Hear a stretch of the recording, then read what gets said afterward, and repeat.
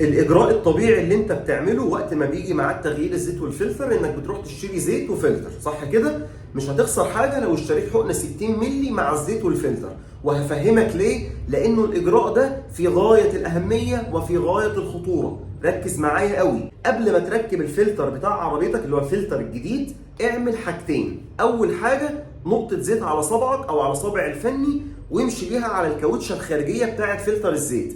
انت كده بتتجنب حاجتين. اول حاجه منهم انه وانت بتفك الفلتر ده او الفني هو بيفك الفلتر ده، ما يبقاش الفلتر قافش او ماسك في مكانه، يضطر الفني بقى انه يخرمه او يفعصه. طبعا انت فاهم القصه دي. الحاجه الثانيه اللي بتتجنبها لما انت بتمشي على الكاوتشه دي بالزيت، انه احيانا الفلتر ده من ركنته الكاوتشه دي بتنشف. فانا مش عايزك وانت ماشي لا قدر الله يبدا الفلتر انه يجيب زيت من الكاوتشه دي.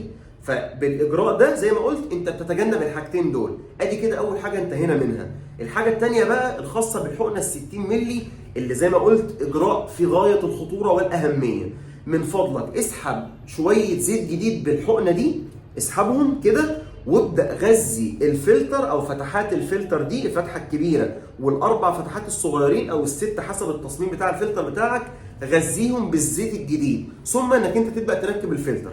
يعني بالمختصر ما تركبش فلتر الزيت وهو فاضي، لان حضرتك لو ركبت فلتر الزيت وهو فاضي انت بتتعرض لما يسمى بالدراي انجن ستارت او التشغيل الجاف للمحرك.